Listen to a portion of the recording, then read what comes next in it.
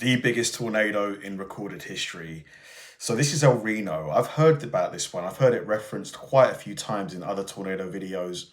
There's been a lot of big tornadoes, but to be the biggest, the largest, this one has got like the devastation it must have caused, like the damage.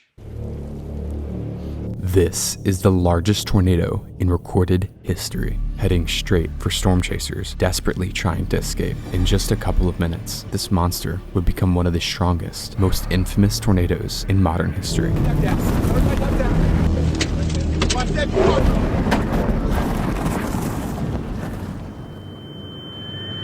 But how did this happen? An EF5 tornado just went through Moore, Oklahoma, leveling multiple neighborhoods. The large Oklahoma City metro is left in shock at the devastation. May is an active time for tornadoes in Oklahoma, but the trees, man, shredded. Nothing like this could have been predicted. Oh my One thing about the God. weather, though, is that it stops for no one. As the weather system responsible for the EF5 tornado fades to the east, a new system follows from behind. Forecasters notice a strong trough on weather models and note it will intensify over central Oklahoma as winds push from a region of high pressure to low pressure. A band of robust winds foster the wind shear needed for storms to form. The summer heat and strong moisture from the Gulf blend in these areas as well, giving the atmosphere every ingredient it would need for supercell thunderstorms. But still, not every supercell is a disaster. Feels like South Florida. I gotta tell you, my hands have been sticky all day. There's just a ton of moisture in the atmosphere right now, and a couple of storms that have already begun to fire here. Gonna show them to you.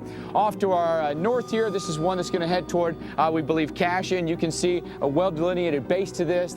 So we're gonna have to position ourselves in a way that lets those storms slide by us, where we can kind of avoid the larger hail cores because they've already put down some big hail. Hundreds, possibly thousands of chasers have chosen today to chase storms. I mean, it was perfect. Right in the middle of Tornado Alley, summer had just rolled around, and a huge tornado had just occurred in the exact same area, enticing chasers with the prospect of another potentially historic event.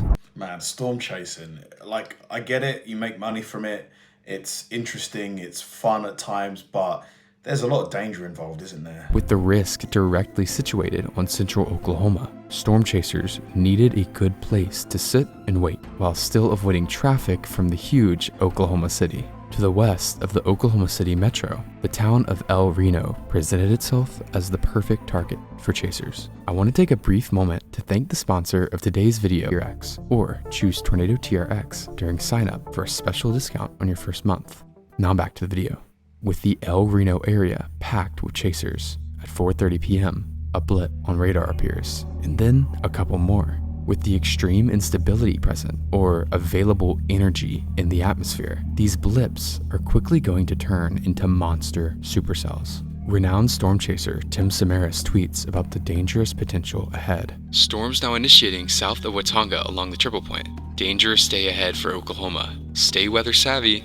Tim is chasing with his group to Estex. His son, Paul Samaras, and a close colleague of his named Carl Young accompany him as part of the team. Their goal? Get life-saving data of tornadoes using instruments like pressure probes. In fact, back in 2003, Tim had set the world record for the lowest pressure drop ever recorded in a tornado, and he was out there to do it again, risking his life for the safety of those around him. By 5 p.m., many of the cells are spinning and producing massive hail. This would be the start of the storm's dangerous behavior. It's not long until they begin to merge into one giant complex, with the southernmost storm becoming dominant. This dominance allows it to tap into atmospheric ingredients more efficiently and spin tighter than the others. Rapid rotation encompasses the base of the storm, and a large wall cloud forms. This wall cloud highlights the mesocyclone of the storm. Man, it's so clever. Like, the people that calculated all of this and figured out that, this is the stuff that leads to tornadoes, it's so impressive because I just wouldn't know where to begin. Essentially, the portion capable of producing a tornado. Right here, we're just south, about 2 miles and maybe a mile west of El Reno. This is a pretty good storm right here. Got this cloud right here. At 6:01 p.m., the first report of a tornado appears. When exactly this tornado actually touched down, however, is a little murky, as the actual base of the storm is enormous. Instead of a thin funnel emerging from the spinning clouds, dust began to swirl randomly underneath the entire storm. While currently weak, it's obvious that something big is about to happen. It's just a matter of when. At 6:03, a small funnel stretches to the ground before lifting back in the air. Okay guys, I think that's going close. It's down. Down right behind the trees. On the ground. Another small funnel on the ground. We got multiple vortexes. Multi-vortexes. It's moving away from us. We're good. We are in a perfect Yeah, what about spot. lightning? This is our first look at what is called a sub-vortex. You see, tornadoes are not exactly one single spiral into the air, but rather multiple strong vortices of wind spinning around a common center. Typically, these vortices are so close and similar in strength that they appear as one. But in this storm, the area of rotation is so large and has so much energy. These sub-vortices appear erratically and discreetly under the base. Multiple smaller circulations converge and morph towards one main tornadic circulation, and the entire beast sways around unpredictably. If this isn't already confusing enough, the situation becomes more erratic as multiple instances of twins to even quadruplet tornadoes occur. The storm is currently moving at a moderate 20 miles per hour to the southeast. Remember this number for later. To the southeast of the storm, a tornado touring group called Tempest Tours, with multiple visitors, are watching the tornado. Mesmerized by it, the group's leaders are unaware of how close the actual tornado is, as the small subvortices dance around in random directions. In fact, the edge of the circulation is less than 3 minutes from them. Man, it must be so easy to get caught up in the excitement where you're staring at the tornado, but you don't realize it's getting closer to you, and by the time you do, it's just too late. The tour leader is watching the increasingly erratic vortices carefully. He expects to see the tornado moving from left to right, which would indicate the tornado is moving from west to east, the expected direction of motion. Instead, they see no motion. That's when they realize something terrifying. The tornado is moving directly towards the tour group. The tour leader immediately honks his horn to get the group back in the van. At this moment, they have less than 60 seconds to get out of the tornado's path. You better run! Yeah, we gotta move.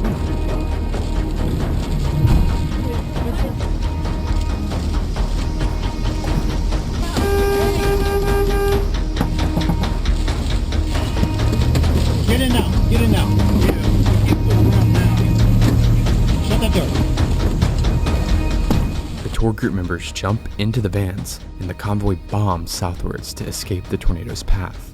Fortunately, they are able to outrun the vortex, a rare occurrence in comparison to others. Very lucky. Very, very lucky. The majority of chasers have positioned themselves to the south of the tornado. This is because, again, the tornado should be moving to the northeast, but because of the sudden southeast motion, they find themselves scrambling to get out of the way of the powerful circulation. Due to the hundreds of chasers, mobility is severely hindered as traffic jams begin to form. The hype caused by the active season has caused a backlog of chasers itching to get as close to the tornado as possible. This is a grave mistake, as that decision, combined with the erratic motion and structure of the tornado, is creating one of the most dangerous environments around a tornado possible. Due east of the tornado at 6:09 p.m., storm chasers Brit Reacts and Brandon Sullivan are watching the tornado only 3,000 yards away. The chaotic movement of the subvortices make it difficult to determine the movement of the tornado, but they assume the tornado is headed east to northeast, which would be essentially directly for them. Analyzing the situation, they decide the smartest possible thing to do would be to drive south, but this is a freak tornado, and the decision would place them in a deadly situation as winds begin to batter the vehicle. Oh my gosh. Debris! Debris! It's coming up! That whole thing's coming up! Oh my god. Oh my god! Up for you. Keep going. By the way, guys, I promise this is the highest quality setting-wise. There's no higher than this. Keep going. Keep going. Why is this guy Oh stopping? my god.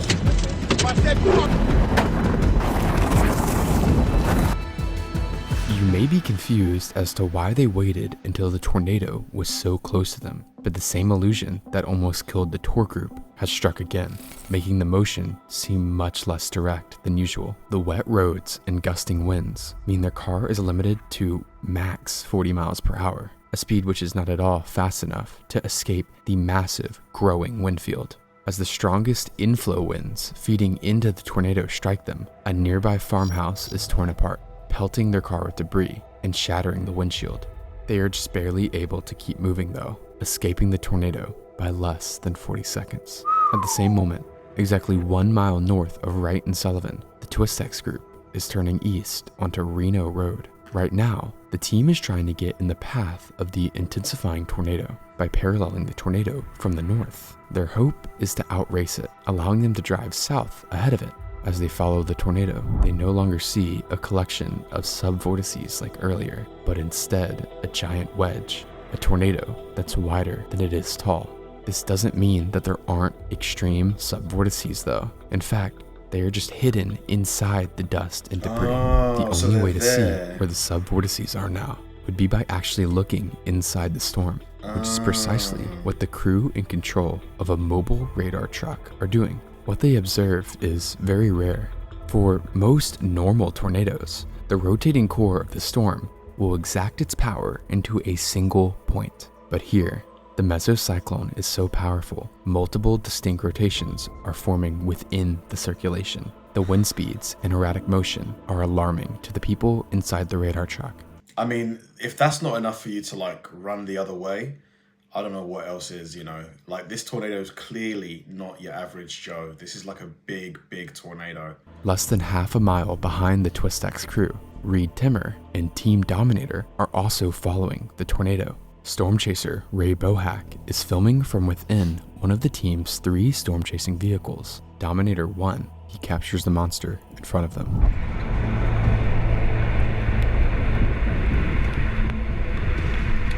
The massive wedge tornado can be seen in the center of the screen, with Team Twistex just up ahead, right next to the tornado. Unknown to the team though, they are in a very dangerous location. It's like the whole sky is taken up by this tornado. It's so big.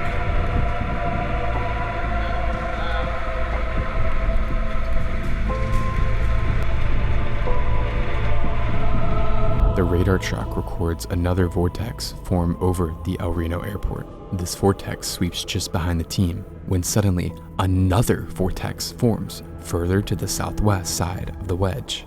Within the storm, there are now 3 or more visible vortices rotating around each other. The radar truck crew observes how the formation of these new tornadoes causes some crazy, unpredictable behavior. Here, the main wedge is pulled north by the forming vortex, lunging towards RENO Road, towards the Twistex crew. Inside Twistex's vehicle, Paul Samaras has a video camera and is capturing the encounter. While the footage they recorded is lost, the dialogue of the 3 crew members has been transcribed. Carl Young urges Tim to continue east to get ahead of the tornado. We could pass it right now, Tim. It's no problem. Really. I mean, I have a clear shot. But Tim realizes something's wrong. We've got debris in the air. That's the problem. As the wedge curves towards them, the outer bands begin to impact them, pelting the car with debris. We've got to turn to the north. That's good. We're gonna follow it around to the north and get out of here. They turn north onto Reformatory Road, battling 70-mile-per-hour winds feeding into the tornado. While this is happening, a civilian named Richard Henderson is also on RENO Road, just ahead of Twistex. He had watched the tornado touch down 10 minutes prior, where he had snapped an image of the forming tornado on his cell phone to send to a friend. Before he made a phone call, Henderson says, "I'm having fun. I'm riding around chasing storms." Wow. Henderson's friend expressed concern. "You better stop doing that." Mate, he's just having the time of his life. He doesn't realize how serious this is at all. But Henderson kept chasing, continuing east on RENO Road. When the tornado made its launch north, Henderson kept pushing eastwards. The friend recalls hearing popping noises as debris hit Henderson's car. Soon, the call went dead. If the wedge keeps going north, both Twistex and Henderson won't just be hit by debris, but be directly struck by the violent tornado. In some miracle, the wedge decides to make a complete loop and begins to head south again. This sudden loop allowed Twistex to escape north, where they can turn west onto 10th Street to make another attempt at safely intercepting the tornado. The dark mass now deviates slightly to the east, and with this change in path, a change in speed. The tornado is no longer moving at the reasonable 20 miles per hour from the beginning of its life. It's picked up. It's racing eastwards at more than 50 miles per hour. Any chaser east of the tornado now suddenly finds themselves escaping a deadly situation. There's a huge issue though. There are now potentially hundreds of chasers clogging the wet dirt roads, making it practically impossible to get out of the way. Oh no, the roads are all blocked up. So even if people wanted to get the hell out of there, they can't because there's just massive road blockages now. One chaser who finds himself stuck in the chaser traffic jam is Skip Talbot. He's in a group of chasers watching the storm approach from the intersection of 15th and Country Club Road. Up until now, dust has obscured the tornado from sight, except when lightning strikes briefly, illuminating the approaching circulation from behind. But even as the tornado closes, the heavy rain hides the chaotic Ferris wheel of vortices from sight. The group stays, waiting to gain a visual on the tornado. After all, the tornado is still about 2 miles away, but gradually, Talbot notices something unusual. He watches as the rain curtains sweep from left to right at increasingly fast speeds. The rain must be rushing around at more than 100 miles per hour. This triggers a sudden epiphany. The rain is the tornado. The entire area is starting to gain tornadic winds. The group makes the smart decision to scramble east. As they turn onto 15th Street, they join a bumper-to-bumper line of chasers, all running for their lives. Not everyone in this line is a chaser though. A couple minutes before, local resident Billy O'Neill and his son-in-law Jose Bonilla are watching the approaching tornado. Bonilla urges O'Neill to get into the neighbor's storm cellar, but he's too claustrophobic. Because of this, the pair decide to try and outrun the tornado in their car. They drive south towards 15th Street, where they see the line of chasers fleeing the approaching funnel. O'Neill stops and waves on the chasers, even as the tornado approaches closer and closer. Eventually, the last car passes, and they're able to turn onto 15th Street. But the tornado is moving way too fast. Unfortunately, there's no chance of escape. Can you imagine how the heart rate, trying to get away from this tornado, you're driving away, but the road's blocked. Every time you look behind you, you just see this massive dark mass in the sky. Ahead of them, they see a pickup truck turn south onto a dirt road. Inside is the driver, Dustin Heath Bridges, and passenger, Wyatt Mindeman. They have both been caught in the storm whilst heading towards the nearby town of Yukon. O'Neill follows them in a last-ditch attempt to get out of the tornado's path. It's too late though. Power lines are brought down onto Bridges' truck, trapping both cars as the tornado overtakes them. Bonilla recalls, all the windows blew out. We started rolling. It was like slow motion. Both cars roll at least 150 yards before they come to a stop, right side up on a completely different road. Bonilla climbs out of their door and hears screaming from Bridges' pickup. He runs over to find Bridges hanging out at the door by his seatbelt. Mindeman is sat with a crushed leg, unable to help him. Bonilla rushes back to O'Neill to get help, but when he arrives, he realizes O'Neill has passed away. Bonilla grabs a piece of broken glass to cut Bridges free from his seatbelt. Paramedics soon descend on the scene, but when they arrive, Bridges has gone unresponsive. He and O'Neill are pronounced dead at the scene, the first deaths attributed to the tornado. 1 mile north on RENO Road, there is another line of chasers fleeing eastwards. The last person in this traffic is the previously mentioned Richard Henderson. Henderson was able to make ground on the tornado when it looped behind him, but now it's closing on him again. The crowd of vehicles now converge on Highway 81, a major road running north to south. Here, many chasers make a life or death decision, continue east and hope they can outrun the tornado on the dirt roads, or turn south onto Highway 81 and hope they can outrun the tornado before it hits them. Skip Talbot and Richard Henderson make the decision to continue fleeing east. At the same time, half a mile north of Henderson, a group of chasers from the Weather Channel are about to make a different decision. Are they going to try and... They're getting closer. They're trying to get footage and science. I mean, I get it. That's their job. But, I mean, guys, man, This is just... Would you try and get footage of the tornado after seeing how big it is? Probably not. A decision that may be the biggest mistake of their lives. The Weather Channel team is made up of 3 vehicles. The lead vehicle is driven by Kevin Parrish, which is then followed by a vehicle named the Bettsmobile because it is operated by Mike Betts, a Weather Channel reporter. Betts' producer, Austin Anderson, and a cameraman named Brad Reynolds also accompany him. The convoy stops just north of Reno Road so Betts can make a live broadcast as the tornado approaches from the southwest. All right, that's Simon Brewer, one of the storm riders, and I think we're trying to get a hold of Mike Bettis. He's out there in the field. I believe this is the Mike's shot here. That's the tornado hunt team. Hey, Mike, I think he's just now Well, he's plugging got a tornado behind him. Yeah, Mike, can you hear us? Guys, that's it. Right there. It's There's so a tornado. big. We are just north of Union City, south of El Reno, south of I-40. Cops have blocked off 81 at this point and not letting traffic go southbound because the path of the tornado could come right over top of Union City or pass very close to it. Look at that monster. This is a huge tornado. If you live in Union City, south of El Reno, you have to take shelter. We may actually quickly try to get in our cars and get south of this. That'd be the safest place to do that. I think we have to go now in order to stay ahead of this and not get run over by it. So guys, I think we're gonna get back in our cars. We're gonna try to keep our cameras on top of this and we're gonna roll just to stay safe, okay? Yeah. We're back with you in just a minute, but huge, violent tornado right now approaching Union City, south of El Reno, Oklahoma.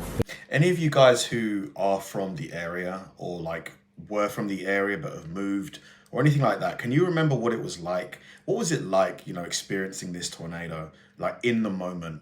Because it would have been a lot of panic for sure. Like if it was me, my family, obviously a lot of curiosity, but yeah, this thing is massive. Their decision to drive south seems like a reasonable idea. To their north and west, giant, record-sized hail is falling. Traveling east would keep them in the potential path of the tornado, so booking it south towards clear air is by far the most appealing option.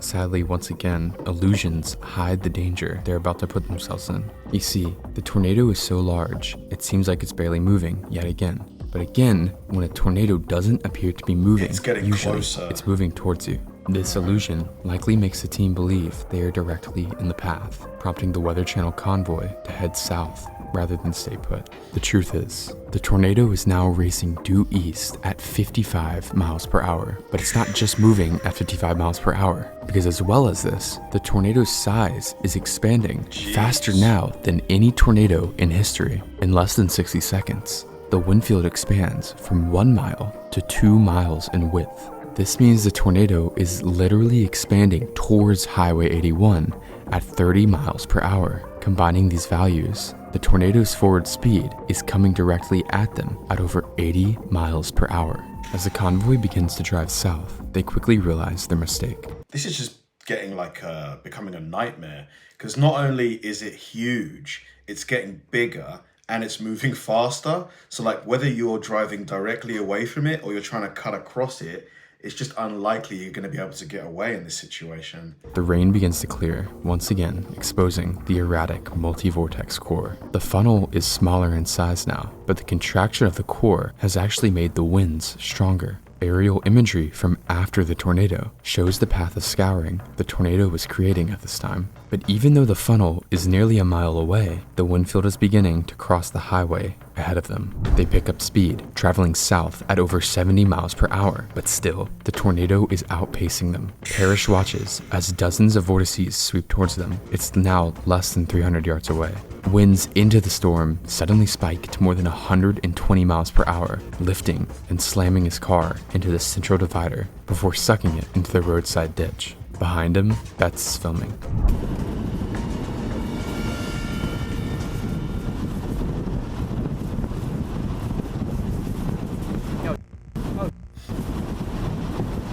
There's so much rain as well, like that's gonna obscure the vision too. Hold on, brothers.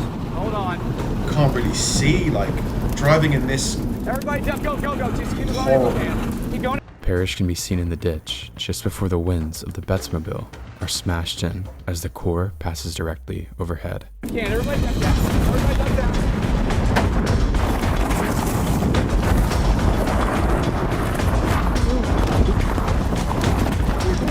Terrifying. Betts' camera is ejected from a window upon impact. but continues filming. The Betsmobile can be seen rolling away, with the 3 occupants still inside. To the north, a separate tour group operated by Randy Walton is attempting to navigate through the traffic jam of chasers on Reno Road. Their tour group is about 30 seconds ahead of Henderson, but instead of continuing east like Henderson, they turn north. 50 seconds later, they approach the intersection of Highway 81 and a road named Reuter Road. At this exact same time, the TwistX crew is now approaching Highway 81. Neither TwistX nor Henderson are aware of the incredible speeds at which the tornado has expanded eastwards. Tim says, "We're probably gonna have to cross 81 if this road is good, and then try and drop down if we got some viable roads." They pull up behind a Toyota Yaris. The driver is storm chaser Dan Robinson. Robinson has a rear dash cam rolling, filming TwistX right behind him. Robinson looks south and also sees the tornado crossing the highway. This convinces him to continue east onto Reuter Road. TwistX decides the same. Randy Walton records Robinson's Yaris crossing 81, followed by the TwistX crew's white Chevrolet Cobalt. Walton and his group would have no clue they were recording the last moments of the TwistX crew. Thinking quickly, Walton also decides to turn onto Reuter behind them. Right on 81.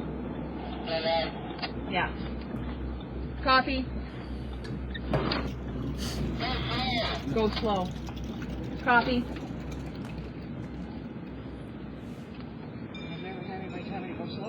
Go to the highway, back where we came from and go keep going where we're going. Turn around? 10-4, turn around, and then we're going to go back the exact same way we were just going. This decision to turn around, without a doubt, saved their lives. But Dan and TwistX are continuing down Reuter. Isn't it crazy how one decision, like one choice that you make can like take your life in a completely different direction, you know, as big as this, like life or death. That's just insane. That is like, what's the word? Serendipity? To the south, Henderson is still stuck behind the line of chasers on Reno Road. After the powerful core strikes the Weather Channel convoy, it begins to do something that no chaser was expecting. It begins to move north. The heavy rain is not only slowing down the line of chasers in front of him, but it's also completely obscuring the tornado that's rapidly approaching him. They can't see it. As far as he's it. aware, the tornado is still a mile to his south, where he last spotted it. But in an instant, the winds begin to roar and debris begins to pelt his view. There is quite literally no time to react to what's happening, as the tornado roars just behind him, east of the intersection of Alpheldale and Reno roads. His car is lifted and flung off the side of the road. He disappears into the darkness.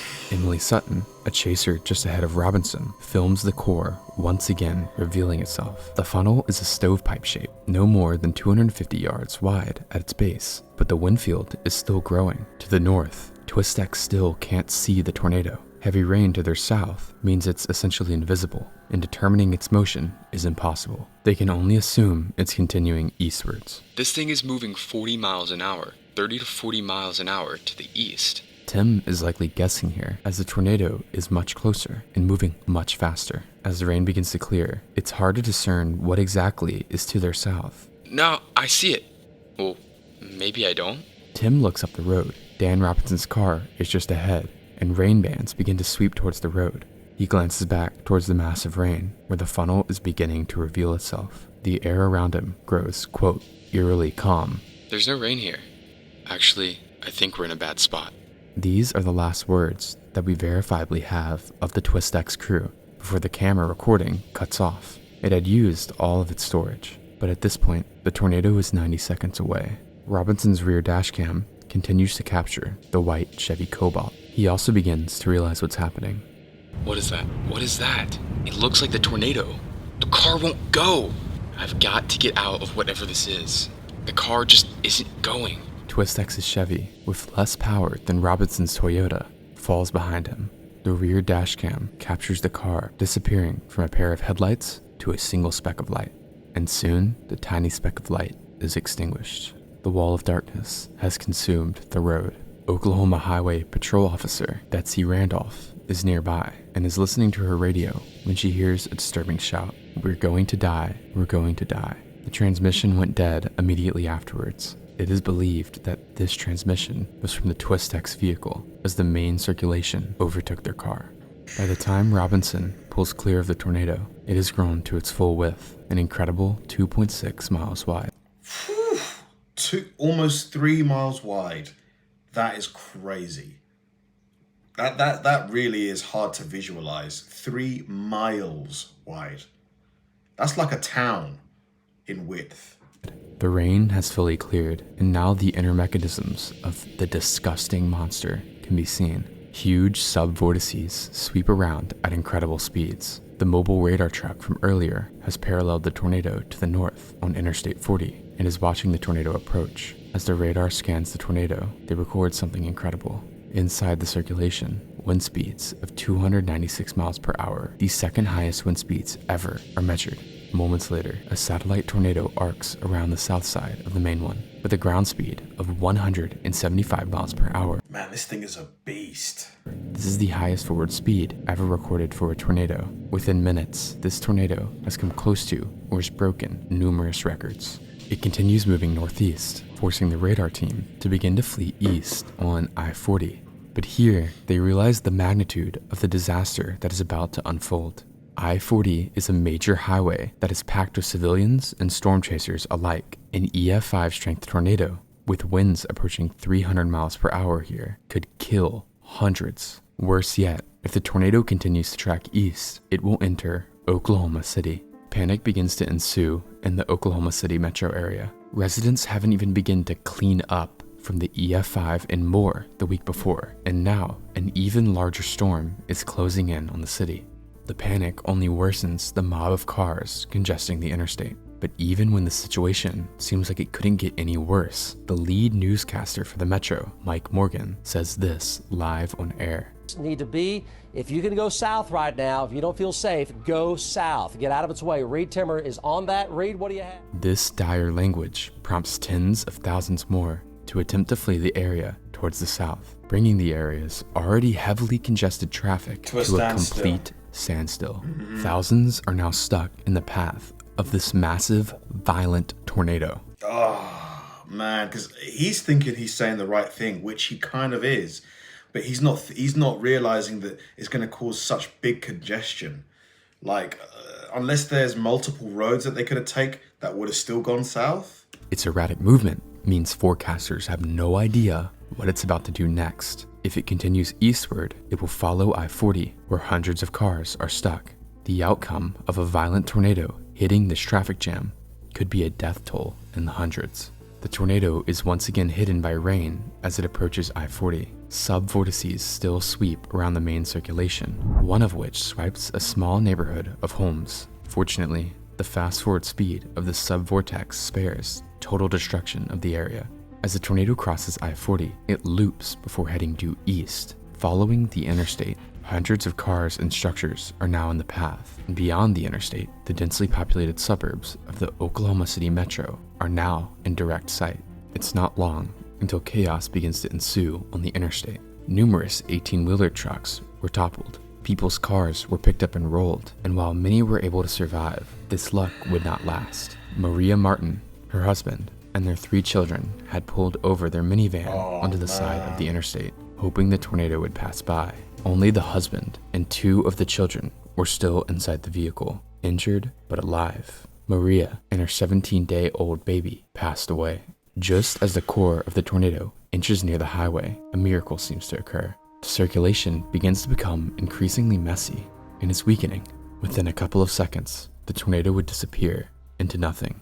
As the storm passes, law enforcement and chasers comb over the damage path, racing nightfall to try and help those affected by the tornado. Fortunately, no structures were hit by the strongest winds in the tornado. If they had, EF5 damage could have easily been inflicted and more people could have died. But the real tragedies that occurred during the tornado were in vehicles. Along Highway 81 and I-40, dozens of cars have been flipped or rolled, but so far, no deaths have been reported. Canadian County Sheriff's Deputy Doug Green is one of the people assisting in search and rescue. He drives down Reuter Road when he spies something in a canola patch. He approaches the mangled heap of metal to find the body of Tim Samaras. By the next morning, the bodies of Paul Samaras and Carl Young will also be recovered after they are found ejected from the vehicle. Soon, Richard Henderson is also added to the list of fatalities attributed to the tornado, making the official death toll 8. Before today, no tornado had ever killed a storm chaser, but this one alone had killed 4, including a veteran chase group. Tim Samaras was well respected in the chase community, and although his work involved venturing close to one of the most dangerous places on the surface of the planet, he was regarded as someone who always put safety first. But the record-breaking and erratic nature of this tornado meant that no chaser was safe, and has become a historic footnote in how little we understand about the behavior of tornadoes. Wow. Oh my God. Jeez, man, that tornado was beastly. Beastly. It just kept getting bigger, kept getting stronger, like kept accelerating. Like the fact that it just, you know, shrunk and disappeared so quickly is a miracle. Completely miracle. And even though like it took, you know, 8 people with it, it could have been so much more, considering that all of the people trying to go south, you know, were pretty much stuck there, you know, because of the traffic. It could have been so much worse. Tragedy, you know, losing Samaras, such a experienced storm chaser. And, you know, you just got to hope that lessons were learned by this. Like, no matter how much you think you know about something, there's always something that can surprise you, always. Like, and this goes for anything in life. Like, it's just scary how it just kept getting bigger. Thanks for watching, guys, and I'll see you in the next one.